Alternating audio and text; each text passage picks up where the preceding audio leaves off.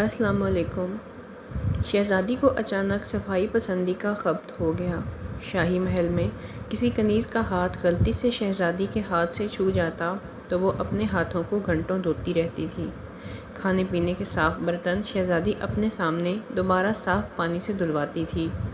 खाना भी कम खाने लगी, जिसकी वजह से वो बहुत कमज़ोर हो गई थी। बादशाह को इसकी बहुत फ़िक्र थी। उसने शाही हकीमों से शहज़ादी का बहुत इलाज कराया, मगर कोई हकीम भी शहज़ादी का मर्ज़ न समझ सका। बादशाह ने शाही हकीमों से मायूस होकर ऐलान करा दिया कि जो शहज़ादी का इलाज करके तंदुरुस्त करेगा उसे माला माल कर दिया जाएगा। कई हकीम आए, मगर वो शहज़ादी के इलाज में कामयाब ना हो सके। एक दिन एक बूढ़ा हकीम दरबार में हाजिर हुआ और उसने शहज़ादी के इलाज की ख्वाहिश जाहिर की। बादशाह ने उसे इजाज़त दे दी। हकीम साहब ने सबसे पहले वो नुस्खे मांगे जिनकी मदद से दवाइयाँ तैयार करके खिलाई गई थी। वो नुस्खे देखने के बाद हकीम साहब ने शहज़ादी के शाही महल में मामूलात के बारे में तफसील से पूछा और उन्हें एक कागज़ पर दर्ज कर लिया। हकीम साहब ने शहज़ादी का तिब्बी मुआयना किया और फिर बादशाह से कहा, शहज़ादी का इलाज हो जाएगा, लेकिन इलाज के लिए जो तरीका इख्तियार करूँगा मुझे उसकी आज़ादी होगी। बादशाह ने हामी भर ली। हकीम साहब के हुक्म पर शहज़ादी को एक कुर्सी पर बिठाकर उसके हाथ पांव कुर्सी से बांध दिए गए। कमरे में बादशाह और मलका के अलावा एक कनीज़ भी मौजूद थी।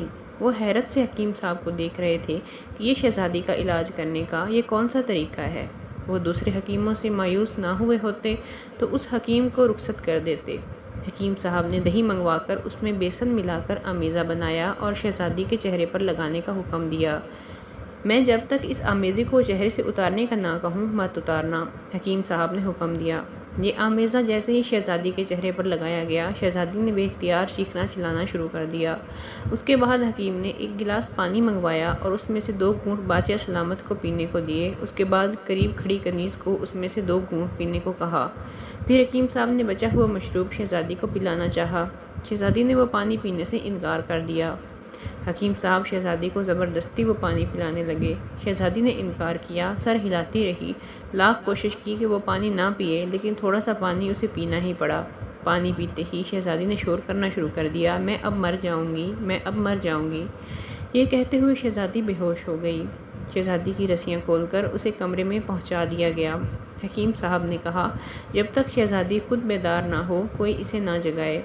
शहज़ादी जब नींद से बेदार हुई तो वो खुद को तंदुरुस्त महसूस करके हैरान रह गई। अब हकीम साहब रोज़ाना शहज़ादी को मुख्तलिफ़ दवाइयाँ खिलाते ताकि इसकी ताकत बहाल हो जाए। 2 हफ्ते गुजर गए, शहज़ादी बिल्कुल ठीक हो गई। बादशाह और मलका हैरान थे। बादशाह के पूछने पर हकीम साहब ने बताया, शहज़ादी साहिबा को कोई जिस्मानी बीमारी नहीं थी। शहज़ादी के जहन में ये बात बैठ गई थी कि ज़रा सी बेहतियाती से वो बीमार हो जाएंगी, इसलिए ये सफाई का भरपूर ख्याल रखती थी। नफासत पसंदी के सबब ये ज़हनी उलझन का शिकार हो गई थी। मैंने शहज़ादी साहिबा को ज़बानी तौर पर समझाया कि सफाई अच्छी बात है, लेकिन हद से ज़्यादा नफासत पसंदी नुकसानदेह है, और ये बात मैं शहज़ादी साहिबा को समझाने में काफ़ी हद तक कामयाब रहा हूँ। मैंने शहज़ादी साहिबा को ऐसी दवा भी दी जिससे इन्हें तेज़ भूख लगे और वो खाना खाने पर मजबूर हो जाएं। अब शहज़ादी साहिबा ज़हनी तौर पर सेहतमंद हो गई हैं। हाथ छूने पर अभी अपने हाथ नहीं धोती। बादशाह और मलका हकीम साहब के तरीक़ा इलाज पर बहुत खुश हुए, इसलिए उन्होंने हकीम साहब को माला माल कर दिया और शाही हकीमों में शामिल कर लिया। मज़ीद अच्छी वीडियोज़ के लिए हमारे चैनल को सब्सक्राइब करें।